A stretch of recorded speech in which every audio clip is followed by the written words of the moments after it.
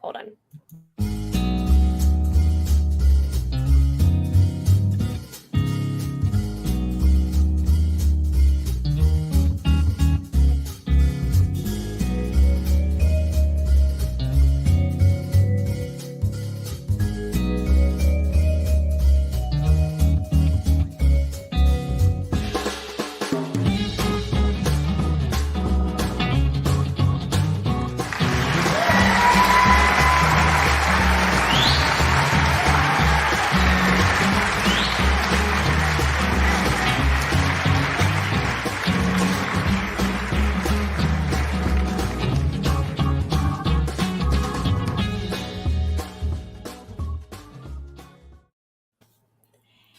Hey everyone, I hope you're having an excellent Friday night where you're at. At least it's Friday night here. I'm Madilynn Dale, here to bring an awesome group of authors to you guys tonight. We're going to be chatting about the romantic relationship between characters, how to build those, and answer whatever questions you guys have in the chat. So I'm going to go ahead and bring our authors in and let them introduce themselves. So here is our fantastic group, guys. We're going to have one more popping in a second. He's having some internet trouble, but I'm going to let these guys introduce themselves and tell you a little bit about their writing and their work. So we're going to start with Claudia. Oh, I went first. Yes. Hi, I'm Claudia Blood. I write science fiction and fantasy. The romantic elements are actually kind of a side element. It's mostly the science fiction and fantasy. And I've got a couple different series out there, the Relic Trilogy and the Merge series. And I think that's pretty much what you guys need to know. Awesome. And Miss K. Rose. Hi, K. Rose is my pen name, and I have mostly reverse harem romance, which gets pretty spicy.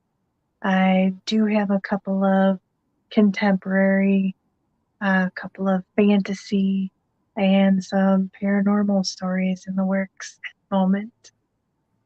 Sweet. Miss Rowe. Hold on, you're still muted. Here you go. Sorry. Hi, everybody. I'm Rovenia Braddy. I wrote historical romance, sweet historical romance. So I have a series out called the Warm Heart series. Ooh, thank you for being on tonight. And then we have Bryan. So we're introducing ourselves and telling the viewers a little bit about our writing and what the romantic portion is in our writing. All right. Well, my name is Bryan, and I am a multi-genre fiction author. I am the author of some such works as the John Baker Chronicles Permutation Archives Division, which is a spin-off series from Kendra Sauda's Permutation Archives, and the Darklands Saga. First entry in that is the Path of Redemption, which has 2 books in that, The Enforcer and The Hunted, as well as an erotic thriller titled Ed and Livy.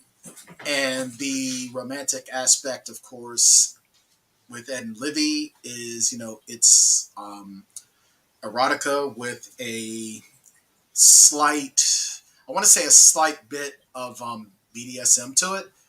As far as the Darklands books, it's urban fantasy, so it's, it's more of a paranormal romance in that regard. And in the John Baker books, it's sort of science fiction. So it's sort of science fiction with a bit of a romantic twang in it. Sweet. Well, glad to have you on tonight. So like I said, guys, we've got this awesome group of authors to chat about all the different aspects of writing a love interest. So let's see, we've got Anita in the chat. Hey, Anita, thanks for hopping on. Hey, Anita. How you been? So, guys, and I guess we'll kind of go around the table and everybody answer a little bit about this. What is your favorite part about writing and building a relationship between characters? I like having the male and female leads kind of dislike each other.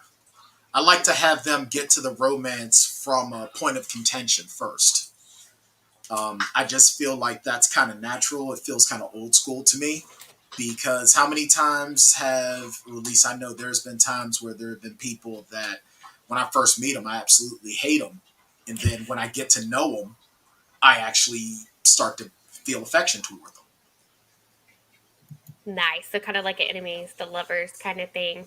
Yep. Lenemies. Yes. Let's go next.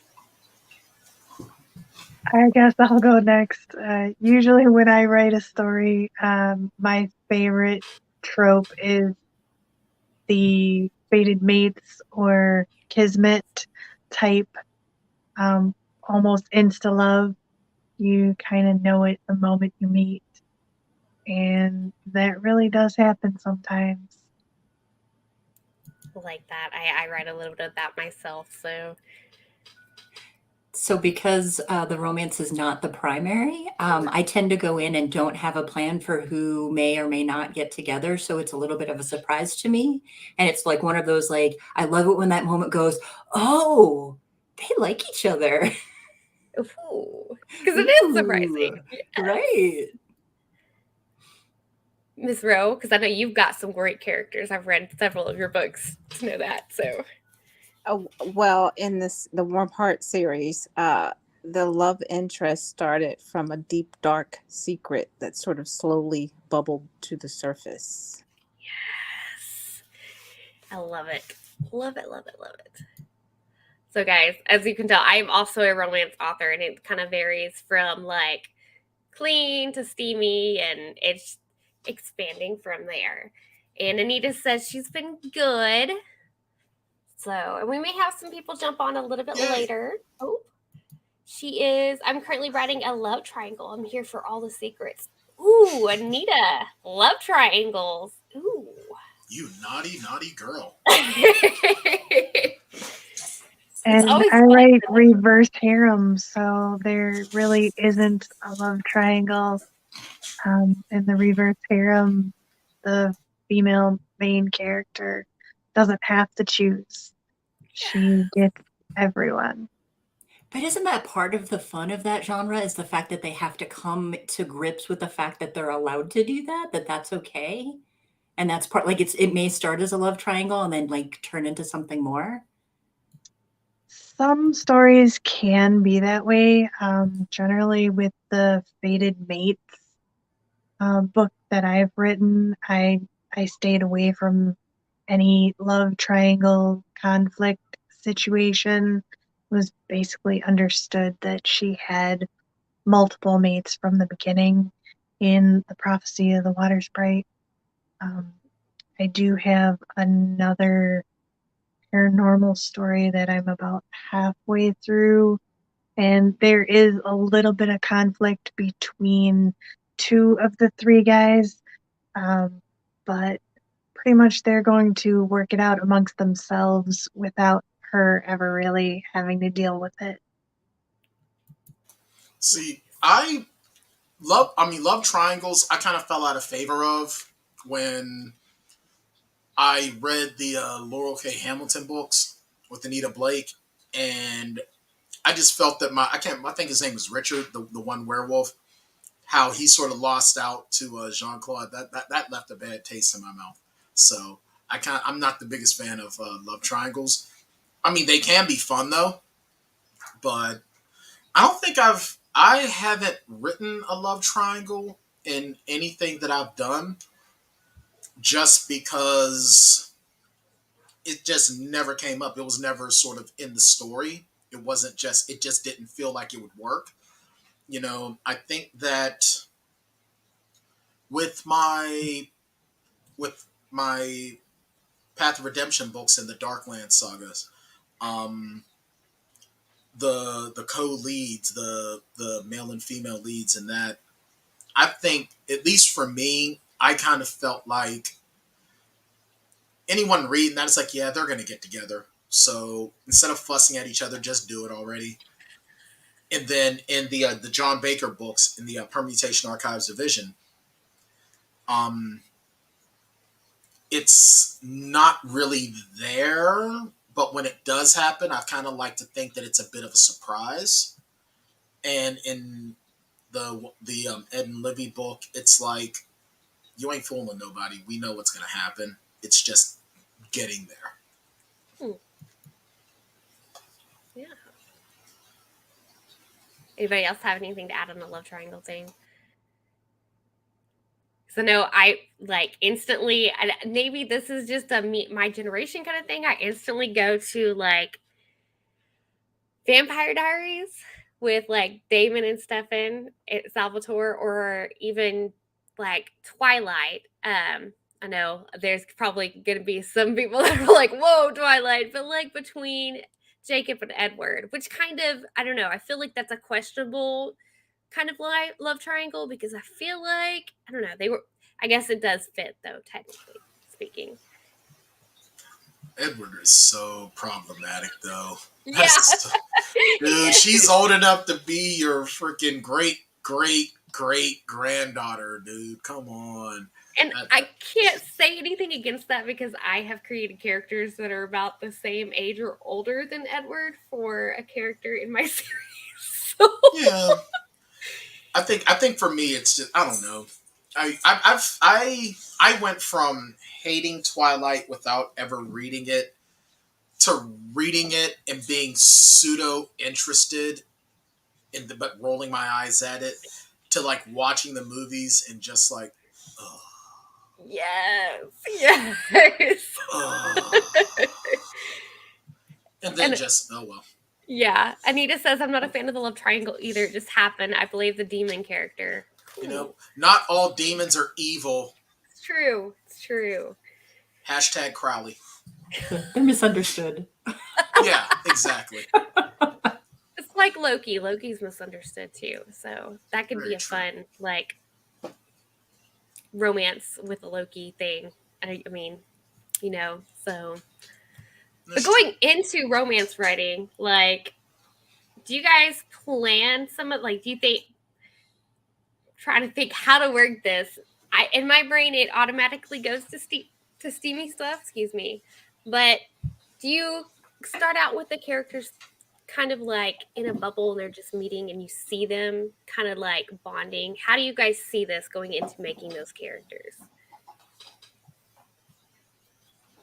I've literally started by writing the sex scene that I saw in my mind for them to begin with, and then kind of build the story around that.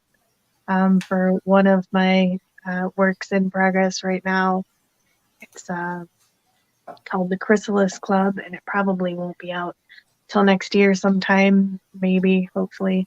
But that's literally how I started out that story. Was I had a scene in my mind, and I knew exactly how I wanted it to play out, and the characters would have a big almost epiphany on their own relationship during that scene.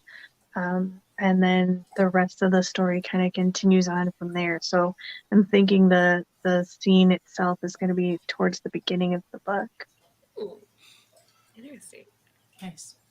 I tried to decide who the well, as far as the sex scene goes, I try to decide who the characters are, because yeah, I like the steamy stuff. I have a slutty side, so I try to decide who they are as characters before I go there. But like in the case with the book Ed and Livy, like I said, you know they're gonna get together. You know what brings them together. In the Bryce Creed novel, the Path of Redemption series, like I said, it's one of those. All right, you guys are kind of fussing with each other too much for it not to happen, but the circumstances are so stressful that anybody is going to fuss at each other. I mean, when you got people trying to kill you, yeah, you're gonna be fussing at each other. So I don't think I'm smart enough to try to like bait and switch people. So I like to be very straightforward and let the journey like yeah, you know how it's going to be, but it's the journey to get to what you know. Yeah. And all of my romance is clean that's inside of there, so I don't have any sex scenes. Sorry. No, you're good. But That's why I thought all of you guys it's a would lot like of that the perspective. moments, right? Like it's that connection, it's the emotional thing that they come together with, and it's like that, like almost anticipation of the future, since it is sort of like a side thing that's going on. So, like you said, like sometimes you see the characters that come together, like, ooh, they like each other. How can I show that in a way that's, compelling, right? But not distracting, because it's not the main thing that's going on. Mhm. Right. Yeah. And even with stories that have messages you want to get across, mixing in the romance in there, how do you feel about writing that? Do you feel like one should have more importance than the other when putting that in the story? If that makes sense. I mean, I'm a diehard romantic, so, and I love reading romance. It's my favorite thing. So I think everybody should get a happy ever after, whatever that looks like for them. So It's important to me to have my female characters be badass on their own accord. It's just the male happens to complement her. Where even though in each of these stories, with the exception of Ed and Livy, the male is the lead and the female character is sort of a co-lead, both characters can stand just fine on their own. It's just they complement each other. And I'm a firm believer that behind a strong man is not just a strong woman, but a strong woman rolling her eyes about how stupid we are. So, and I like to think that that's especially in the Bryce Creed books, because the character Bryce Creed is very, very headstrong, very proud, very regal. He was a slave in Nigeria before being brought to America on the slave ships and became a vampire. So he has this sort of regal mindset because he was the only son of the eldest son of the chief of the tribe. So he was going to take over one day. So he had this, he always had this shoulders back, head up, walk tall, mindset. So when you have a male that has that much pride, you've got to have a strong female personality to complement that, especially when he has a crisis of faith or he needs to know that he's got someone in his corner. So I feel that that's the most romantic thing, is to have equals. I like that. Yeah. And how do you find like balance between equals with characters, even in non-paranormal and stuff stories? Because I know, like, some of my work, you have the alpha, and then you kind of have the female alpha, and that kind of stuff works. But when you take out, say, the magical aspects like that are in my book, how do you find a good balance for your characters? In the John Baker books, that's science fiction, and where John Baker is kind of more than meets the eye, and his love interest is a regular human. But however, like she just has that personality of, look, enough. My mother was a single mother, little 5'1" black woman, grew up in born and raised born in Talladega, Alabama. When I started getting taller than my mom, well, when I was about 6 or 7, I remember my mother taking me downstairs and pointing to her softball bats and just says, "You're going to get bigger and stronger than me. And whenever you think you tough, pick your poison." Oh, man. And when I was 13, and I knew I was bigger and stronger than my mom got her baseball bat bag and said, "If you think you bad, pick your poison." So it's not about, for me, the physical. Mm-hmm. It's about, because in any man who has a strong woman in his life, and I don't even mean like strong, like, oh, she lifts weights or she just has a domineering personality. She's just gives you that look that freezes you in your tracks and makes you remember who you are. And I think that's how you get that, because certain people have it for certain, some people don't, but I think to get that equalness, the man has to also recognize that the woman is his partner, not his servant, none of that, his partner. And I try to make it very clear in my writing that the woman lets the man know, I'm your partner. Forget what you heard. I'm your partner. Yeah. So, Ro, I'm going to pull you into this one because you've got a great character that has to overcome many struggles from her past. How did you create equality between her and her partner? Like, did you have any struggles there? There was one point where I felt like, oh God, dragging this out. Am I torturing, my readers? But then I realized the magnitude of her past, and if we would look at reality and start to think of an actual person, and as writers, we know our people they are real people to us. So I kept thinking it really has to be something where this heavy burden that she has to be able to slowly,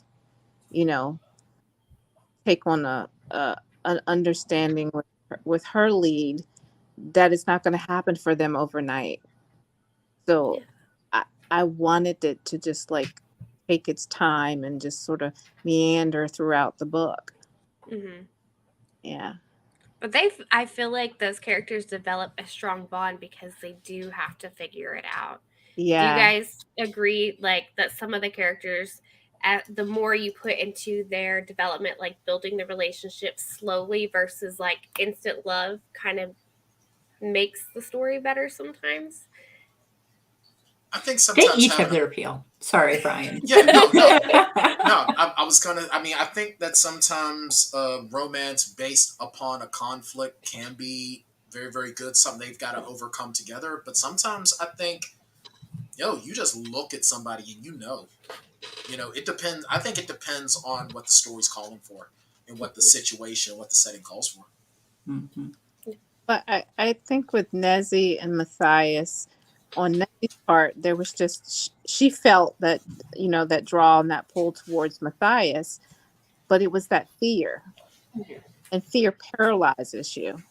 So she was, stuck in a rut. And he was very gentle about moving her through it. Yeah. So it almost kind of feels, and I'm not trying to read too much into your work. Sorry, my four-legged diva is demanding attention. It's almost like so the fear is that conflict. The fear is that conflict, and and like I said, a lot of the times, romance based on any sort of conflict, whether it's large or external or internal, it breeds a lot. It breeds an awful lot, and nothing brings two souls together like a mutual conflict. It's true. So, and even in side characters, like having a romantic side character relationship go on, like in Claudia, in your books, do you feel like it kind of like pushes the storyline along, maybe adds a little to it? Because I know in my Face Shifter series, I have a side romance that actually helps one of the villains kind of transition over into a better person and a good like individual versus what she was in the first like 2.5 parts of the book. Yeah, no, I would agree. And I mean, we all know that everything inside of the book is there for a reason, and it's there to make the story better. And so all of the romantic elements and everything else should be there as, different parts of the weave to make it something great, to make that whole carpet, that whole thing, a great picture. and have pops of color and everything else that make it wonderful. So We yes. have Jonathan joining us. Hi, Jonathan. How's it going? So we're gonna bring in another thing. Let's switch gears a little bit. Let's talk about the reverse harem stuff, because I know we've all got a little bit of like knowledge about what it is and everything. Like, what are y'all's thoughts on having like so many different like individuals' brains mixed up in one relationship like that? Like, crazy, not crazy? As far as I guess I'll start because I write mostly reverse harem. It's not really as much everybody's brains in the relationship. That would be more of the standard polyamorous type relationship. In reverse harem, it's basically the members of the harem, be it all male or including female as well, are completely devoted to the main character, head over heels, will do anything for her, no matter what the cost. In some of the darker books, it could be serving someone's head on a platter. In a rom-com, it might be, like, for instance, the there's a bunch of awesome rom-coms that have ridiculous shifters, like espresso machine or a donut, and these are what the people shift into. It's amazing. It's hilarious. But no matter if it's the evil mafia boss or the donut, they all have 100% devotion and love for that main character. So yes, they accept that there are other people in the group that are also devoted to, but it's not necessarily that it's an entire relationship between everyone where everyone loves everyone as much as maybe they put up with each other for her. But there are those times where the members of the harem could have their own existing relationships beforehand, and that's where you'll find a lot of the sword crossing or male on male situations that happen in a lot of the reverse harem books too. Yeah. We've got Jonathan says, oh no, reverse harems, aka beta orbiters. Definitely a female power fantasy, the polar opposite of the alpha male cliche surrounded by gorgeous broads.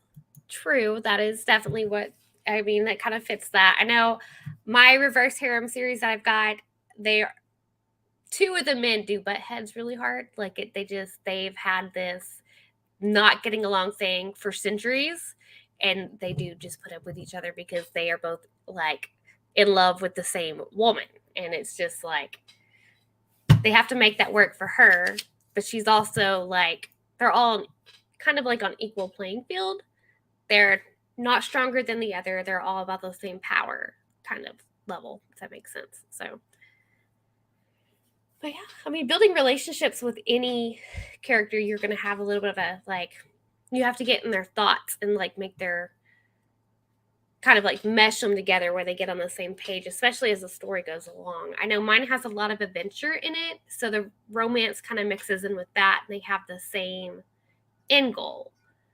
Do you guys create kind of like something similar with the romantic interest in your characters? Do they have the same end goal? Like, what drives them together? Definitely same end goal. You know, I was thinking when you just said that, the part that I love about romances is that moment where you think, you know, they're going to get together, but that moment where you have that emotional response that they might not get together, and you're all just like, oh, and you really believe it. Best moment ever. It's true. Yes. Anyway, sorry. You're good. No. Anybody want to add into that? No, I mean, I don't. Well, no, I don't really have anything in that genre really at all. You know, Yeah. I have a sort of as much as I hate to use the term, I guess for broad understanding monogamous relationships, really at this point, I'd probably like to explore what would something different. But me, I write what I know. I don't know what it's like to be in that situation, so I don't feel that I could do You it write justice. female characters, though. I'm gonna call BS on it. I like to think that I can write female characters because I've known many a female. I've known females. There's probably, as much as I hate to admit it, there's probably a bit more of like my mother and other strong females that I've known in my life. Like a little piece of what I know of them in my female characters. So that's probably why. But I mean, I probably could do it. Maybe I'm just not giving myself enough credit. But, like I said, maybe at some point I probably will try to add something. I think having a badass female character in there with,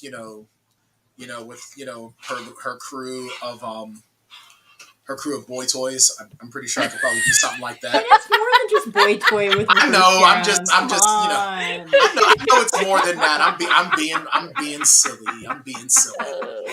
Well, as much as a lot of writers in reverse harem like to throw out the super badass female character, there has to be someone like me who's going to throw in the kind of naive. I'm not that smart or funny, but I'm here anyways, girl. And it has to be a mix-up somewhere in there. And there are there's a variety of female characters that's in reverse harem. I will be honest, that's probably why I write it. I've read so many different books. They pull me in, but I've also read a lot of paranormal and fantasy. There's not really a book I don't read. But it's always interesting to see how that interaction works between them, how they make things work. It's like you have the same concept with a monogamous relationship between characters. They have to make things work for the best that they can in the situation they're in. Right. Because it's like... And based on who they are, right? Yeah. It's not only the situation, but who they are. Mm-hmm. Yeah. And they've got those internal struggles that go on that affects their relationship too, which is always an interesting way to see how it affects the relationship. So, yeah. And with characters having romance involved, clean, steamy, not steamy, however you like it, like we all are drawn to that somehow and in some way. Because I feel that somehow it's made its way into all of our work, right? So, Yep. Let's see if we've got any questions from our group. Let's see. Ooh, Anita's writing a book about Loki. Jonathan said, "Hey now, LOL, easy." Viewers, if you're watching, do you guys have any questions about writing romance characters, romance writing, anything you want to ask us in general? It can even be like our favorite colors, like. I take my favorite color like I take my coffee. That could go so many ways. Yes, oh. If Joe Compton, Anita should know. Anita knows me well enough, and she knows my goofy humor. Hey, it's always good to have goofy humor on the shows, and if you're a friend of Joe's, that means you're pretty goofy. Which I don't think I've introduced any of you guys to Joe yet.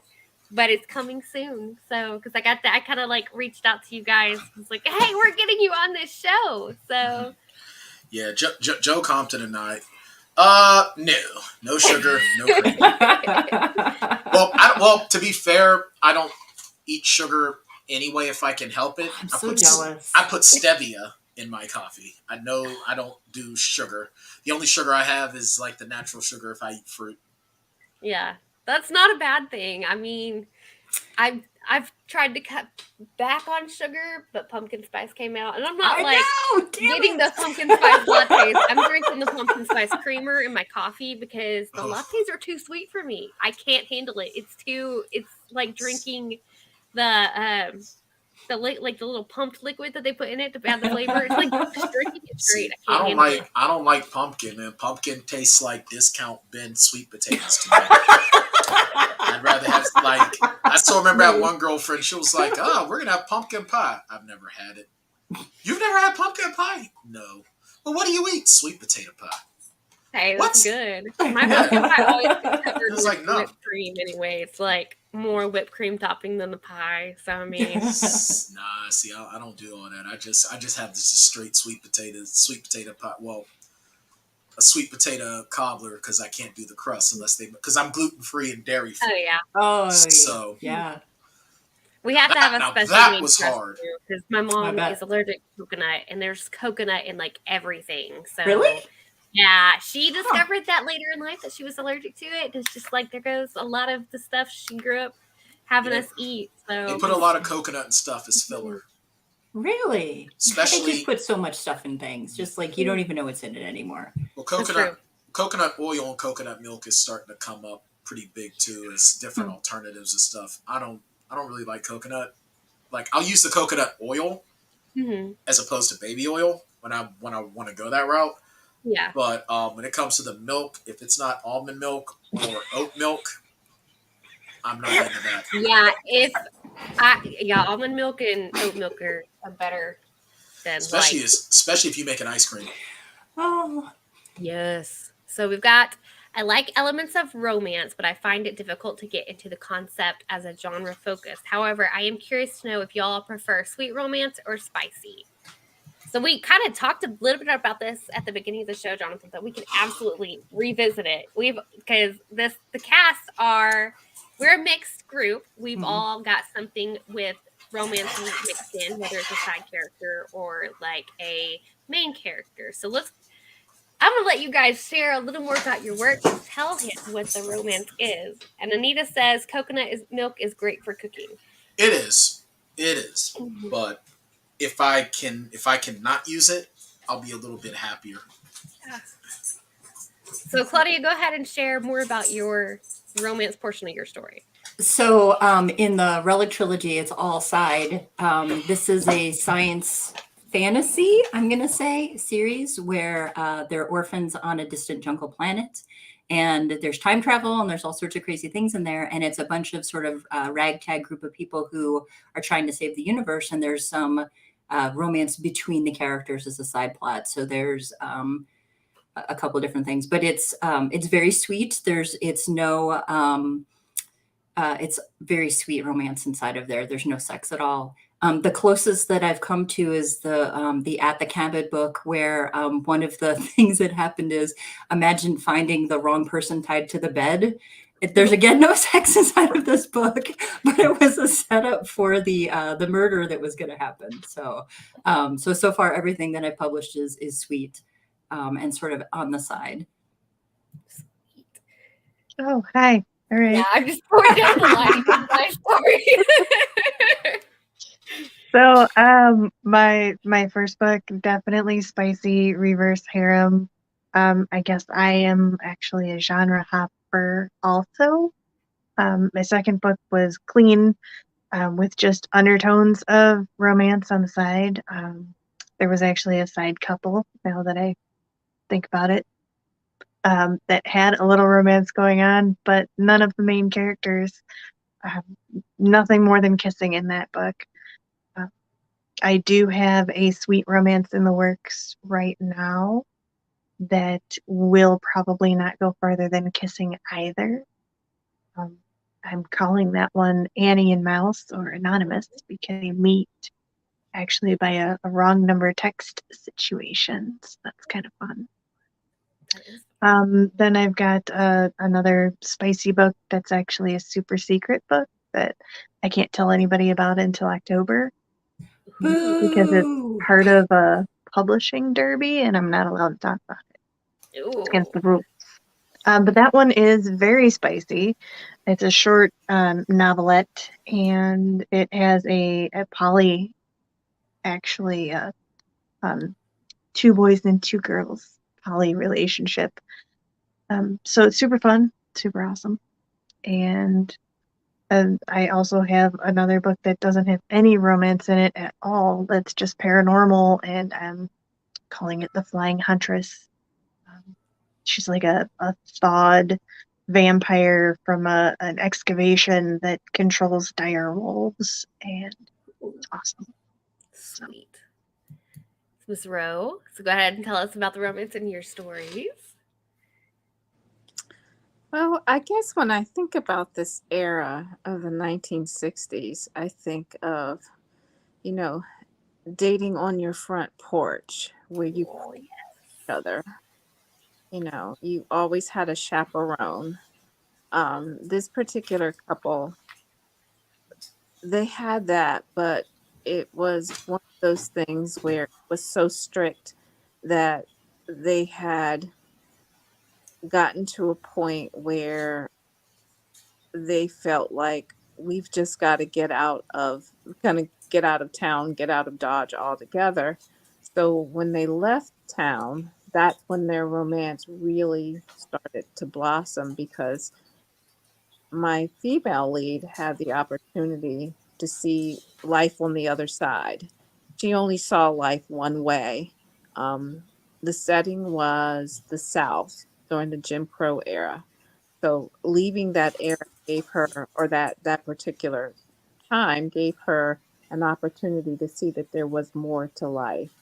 But it was just such a slow burn for her. So first of all, getting out of that setting and moving her up north. So once they both got up north, I think that changed a lot of things for them. Sweet.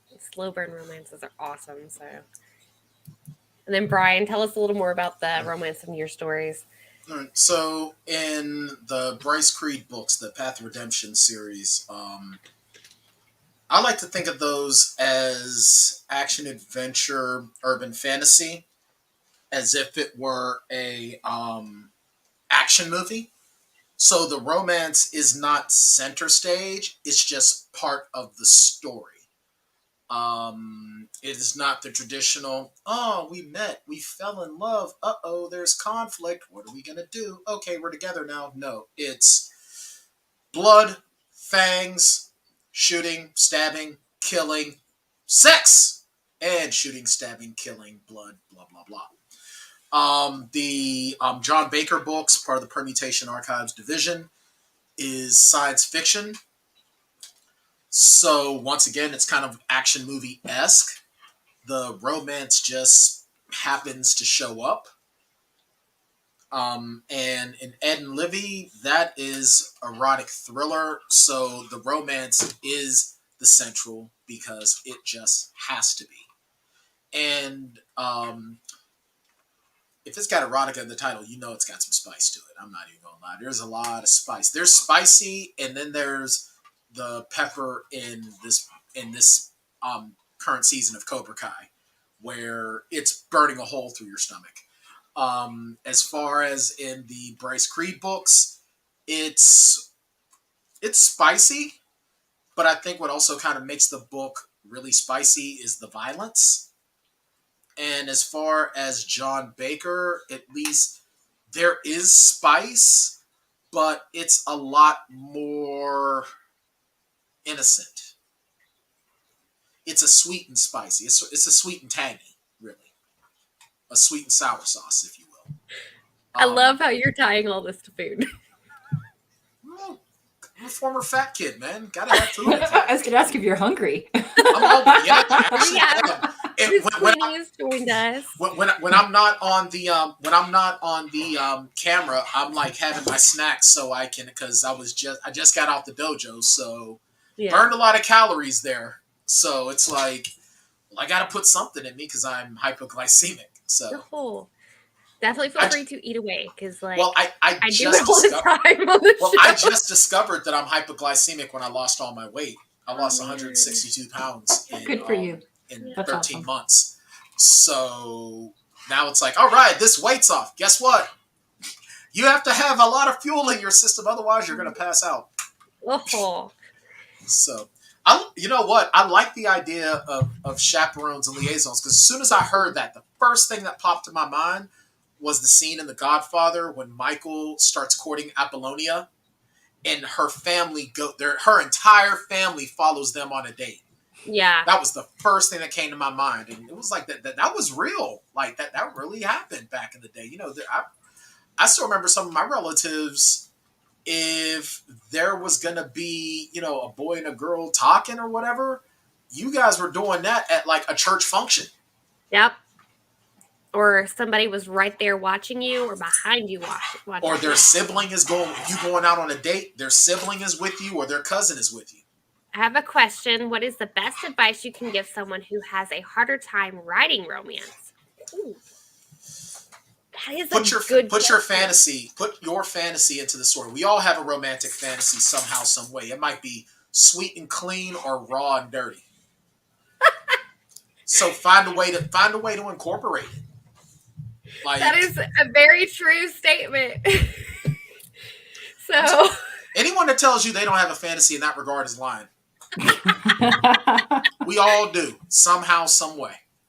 Oh, that's true. Yeah. Even if, and I mean, because we all experience romance in our life at some point. Like, We as human beings, let's be real. We as human beings are relatively sexual creatures, some more so than others, but in our own way, because it's in our nature, it's in our DNA. Mm-hmm. Plus, there's added tension created when the MC and love interest want to sneak away somewhere. That is true. Back to the chaperoning Conflict. thing. Yeah.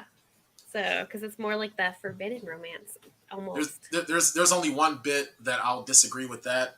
If the only place that you can sneak away to have a few seconds of privacy is a tree or a porta-john, then it's just not worth it. Yeah. It just ain't worth it. Smurfed. We gotta save this for another day, yo. we just gonna have to have a hearty handshake and how are you? Because Yeah. But a lot of sweet romances can build from that. Yeah. Okay, way to kill the bitch. That was all you. That was all me. Someone called the NHL because I'm a damn good goalie. Oh my God. Best way to end a romance scene in a book, and go. Bryan has won that. Yep. I feel like somebody should write that into a book now. So I just may. Well, because here's the funny thing. I think what's really great in certain romance novels as well is when the power dynamic shifts. Mm-hmm. So, like, case in point, when you look at quote unquote traditional romance, it's always the male that sort of comes from a place of control and dominance. We talked about that a little bit before when I said that, even though the male, the idea of strength or whatever, no matter what, the female gives them the look. I have another work in progress that I sort of had to put on hold while I was going for my education that totally flip-flops the dynamic where the female is the dominant one. Not just in personality, but she could whoop his ass. Nice. Like, she could put him on his ass 5 times before he even knows what happened. So that is a very fun story to write because now it's a power change. And I love the idea of power change. I think there's nothing sexier than sometimes, relinquishing control, whether, in that regard. Mm-hmm. And there's a lot of relationships built on that too. So love that scene and how they had space between them, but there was this obvious chemistry between Michael and Apollonia. Okay, I was like, yeah. I don't know what you're That's referencing, Michael, Joe. The Godfather. Okay, I was like... Yeah, Michael Corleone's first wife before Kay. I'm going to have to actually sit down and watch that. You've never watched The Godfather? I watched pieces of it. It's been so long. See, So... my podcast is film review. I feel like I've probably watched 3/4 of the movies in American cinema.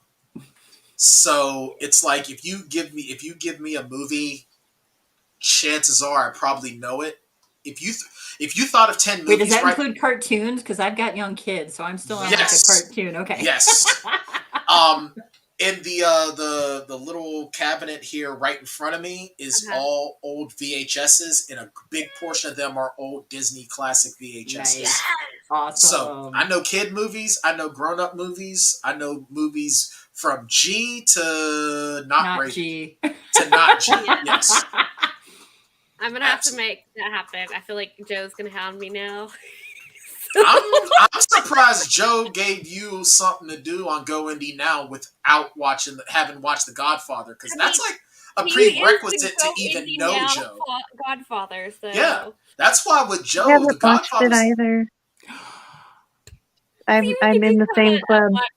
Session. The Godfather is a great movie. Like whenever you talk about a book that has romance, but it's not a romance novel, you can reference The Godfather, because the romance that's in The Godfather, yeah, it's not super central to the story, but the story is way better because it's got some of that romantic element. I think when I write, I have a little bit of romance in there because in some instances, that's just life, but also it just adds that little bit of sweetness to it. It just adds to it. Because it adds another dimension, and it also humanizes a character. Mm-hmm, I think that romance and having a love interest, or not even a love interest, even if it's just somebody that they have a rendezvous with, it adds a sort of a human element, because other than having to eat, having to sleep, having to go to the bathroom, what do we as human beings feel that we need? Oh, wait. Well, that too. Oh gosh, my camera moved. It's a fact of life. Well, my thunder was stolen on that one.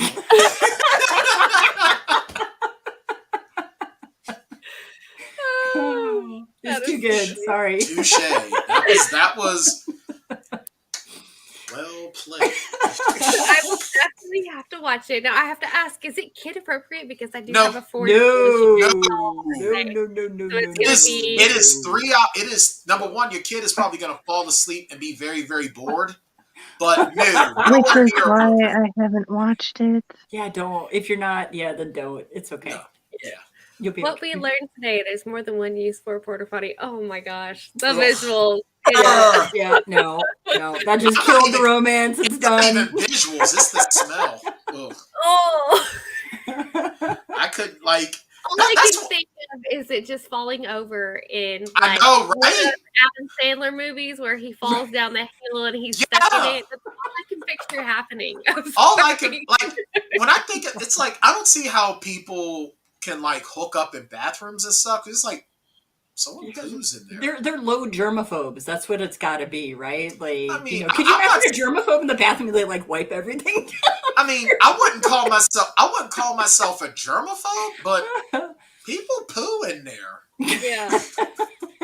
Plug time. Plotaholics is the podcast, and a certain someone in this chat appeared on the Godfather episode of the podcast. Very true. Joe Compton is the official third Plotaholic of the Plotaholics podcast. Shout out to Shane Wilson, my Plotaholics co-host and hetero life mate. Joe has his fingers in so many different things. He really does, man. He really does. No! Oh! Yes! And I'm rethinking my choices of host now. Just kidding. Love you, Joe. That's one of those things where it's like, if I were you, I'd watch The Godfather before the end of the year. It's gonna happen. I mean, I have some free time tomorrow, so I might actually, if I can make sure my son is occupied, I may have to watch it without my husband, but I can probably get away with it. So, yeah, we'll see how it goes. I'll have to let y'all know what I learned from it. Yeah, but I'm a big fan of when you have romance in a story. Mm-hmm. I am a very, very big fan of. I mean, I like to have the conflict, But what I don't like is the TV tropes of said conflict where it's one of those, okay, things aren't super duper like intense emotionally right now, but why are we having this huge disagreement when all we have to do is talk to each other?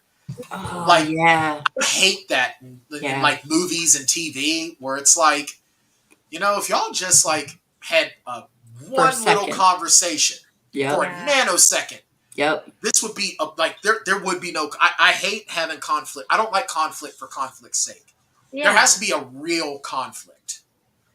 I mean, I can get it sometimes when the characters are so traumatized and they're trying to get over their own issues and don't feel like they can express their own emotions and have like that sort of, or like a cultural misunderstanding where the different cues that you're giving mean different things to the different people. I can get behind that. That's fine. But you're right. There's no reason we could not have a conversation and get this all settled and then be, Well, and I think that's us as the writers. In the porta potty. That's like 99% of all Hallmark movies, though. That's why I don't like them. That's why I don't like them. Like, anytime I come into the room, my wife is watching. She goes, "You can turn it if you want." I'm like, I say the same thing to my husband, but for the record, I only watch Hallmark movies around Christmas. Same with her, and she watches them when I'm not home because this will be me. No, it's okay. Just talk to her. Just talk to her. Or I'll just put on something on YouTube and I won't bother to turn it down. That was me. I mean, but I'll try. I mean, but that's why she'll be like, "You can turn it."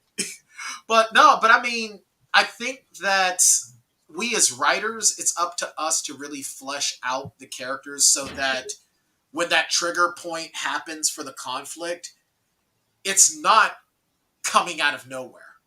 And miscommunication is fine, but I can't stand when that is followed up with melodrama. That's lazy writing. I mean, and that's exactly what it is. You can miscommunicate, and like here's the thing: if you're going to have a miscommunication, then maybe have it where if you have it where the guy says something that's kind of stupid, okay, but make sure that's part of his character. Mm-hmm. Don't have a guy that is like supposed to be. He's he's understanding. He can talk. He's able to communicate. And then he just turns around and says something completely and utterly inept that's beneath him. Yeah. Like, don't do that. That's so lazy. And it's so tropey. And it's very tropey. Yeah. And I think that's why I write the reason. Oh, sorry, go ahead, Rose. A multiple point of view, probably, so that I can get in the head of both characters and have the reason why the miscommunication continues. That makes it right. It's a lot easier to get that out in a multiple point of view. Right. Unless you have someone pulling the strings, unless it's an Othello situation, and you've got someone pulling the strings, then then that's a different story. But a lot of the times, and I think that this is us as a society, once we became an instant gratification society, that's where we got a lot of this lazy ass writing and lazy ass tropes. Yeah. Listen to me on my soapbox. I was gonna say, is it pretty tall right now? Like, yeah, it went from 5'9" to 7'2". Okay. And I honestly, like, thinking of the books I've read this year, I've picked up a couple of the bestseller romances that are on the shelves and stuff by traditional, like, publishers and stuff, that way. But I found myself liking indie books better because I feel like the indie authors don't stick with those tropes, and that a lot of trad authors have to follow that. They have to follow the formula. And it's like, one that specifically comes to mind is last year I decided I was going to read a bunch of Christmas books because I have a Christmas theme, like blog posts and do stuff. And I picked up this book and I immediately called the ending, which kind of ticked me off, and I almost set the book down because it was like 12 Dates of Christmas or something like that. I can't remember the exact title, but I was like, okay, I'm going to read this, but I'm going to be really mad if she ends up with her best friend at the end because, like, this seems like this is where it's going to go. But it was like beating around the bush the whole time, and I'm like, just like, I Yeah. felt like it really You needed a really word dragged count. You're getting paid on. by the word, right? Yeah. Like it felt like that's the reason that they did. Yeah. Yes. And I Yeah. was like, this is really, I mean, I still finished the book because I wanted to know, But like, You did the if I skim was read, right. didn't you? Where you're like, you're not engaged. You're just kind of reading to Yeah. see what happened. You Yeah. get to the end, you're It like, was hi. really hard to finish because, I mean, first I knew what was happening and it was very tropey and it didn't keep my interest versus like if you pick up an indie author or somebody that didn't take like a straight up traditional publisher, like did a hybrid or like somebody that's not one of the big five, is different. There's more character development, there's more romance development, there's more like relationship building in general, and it's different. It's a lot better. I know I'm never dealing with a publisher again. I'm done. I'm done with publishers. I'm gonna be releasing all my stuff straight up indie. Yeah. Jonathan asks, we do a bunch of lives different. Go indie now. Go indie now has something live every other Yeah. day. And if you just subscribe and hit the like button, you can actually get notifications when we go live every time. So, because there's a bunch of new stuff dropping next week, and if you're on your phone, you can set your settings to get notified for some or all. Just hit the little notification bell. Yeah. And a like might be small for you, but it's big for Joe Compton and all those. Oh yeah, absolutely, because it helps us get more people new to the shows and more interaction from you guys. Helps us meet new people and make new friends. So, just like all of us on here tonight, this is the first time we've all gotten together for the show, and I feel like I was like, "Hey guys, I've kind of met you through things, so I'm going to pull you in here." So yeah. See, Joe has left me alone of the writing thing for the last couple of years because, well, I've taken a sabbatical because I'm going for my master's degree, but because my publisher closed, and I really thought long and hard if I was going to even put my books back out. But then it's like, I worked way too hard on these. I worked way too hard. And so since my writing partner, she's putting her books back out. So I was like, you know what, I'm going to do it too, but I'm going to do it my way. So it's like that's just the way it is. So the only publisher I'm going to have is me. The only writing partner I'm going to have is probably Kendra Souter. The only editor I'm going to have is Ed Souter. And I'm going to keep the circles in that regard small because and that's something that I tell every panel that I'm on. I always get asked, what is your primary advice for a new author? And I say the same thing each and every time verbatim. Get yourself a tribe, stick with your tribe. That's important. Because here's the thing. And for those that don't know, look, man, the publishing business is cutthroat as hell. Especially indies. Yeah. It is cutthroat as hell because there are only so many readers and there's a huge market. You can't throw a rock without hitting an indie publisher. I bet you if I went outside right now and I threw a rock as hard as I could, chances are I'm going to hit someone that's an indie publisher somehow, some way. Then they own your books. Don't do it. Yeah, exactly. I do mean theoretically. I mean, yeah, there's no way I'm going to do it in real life. And the thing is, you're going to get people that are going to be buddy-buddy to you, and if they can find a way to get themselves ahead by stepping on your neck, they're going to do it. Oh, that's sad. No. La, la, la. Nice worldview. La, la, la, la, la. You've got to be careful with who you trust. You got to be careful that is true. with your Very interaction. real Mean Girls situation, like a high school caddy, hate mean. There's a lot of thing. it. And you got to be careful. And you got to be careful with some publishers too, because you'll have an instant. Because the one thing that will end a friendship is money. Money, politics, and religion. So when you get with a publisher, you keep that 100. You can either be in the business or you can be friends. It is very rare that you can do both. Yeah. So when I say keep your tribe. Know who your friends are, and if there's going to be money involved, you got to keep that. Unless y'all can both compartmentalize. Lots of clarity, communication, good contracts. Clear communication. And when I say put those boundaries in the sand, don't just draw them in the sand, draw them in the concrete. And do not deviate. Because the one moment where you make an exception, as much as I try to keep things 100% positive, keeping it 100, that's the one time it's going to bite you. Yeah. So you got to be careful. Can I be romantic now and just, we're all going to love each other? But then you got to write some books where there's some hot, steamy love going on, or some sweet. I tried, and dude, I was so sugary embarrassed writing love. them. And then I showed somebody, and I was like, and then they looked at me, and I'm like, oh yeah. Or write it sweet and sugary, so sweet and sugary that your teeth fall out. Yeah. But or I'll just put space aliens, and we'll just move on. Yeah, if you've got aliens, then you fall no, into not alien phalluses. Like, oh my god!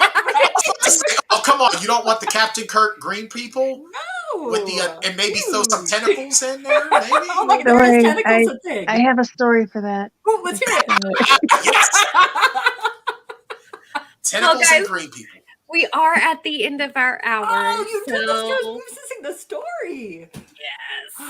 I think we have time for the story though. Okay, Rose. So let's hear that. It's called The Secrets Hidden on Jupiter's Moons. And I actually do have the prequel out in one of the free anthologies that you can get if you sign up for my newsletter.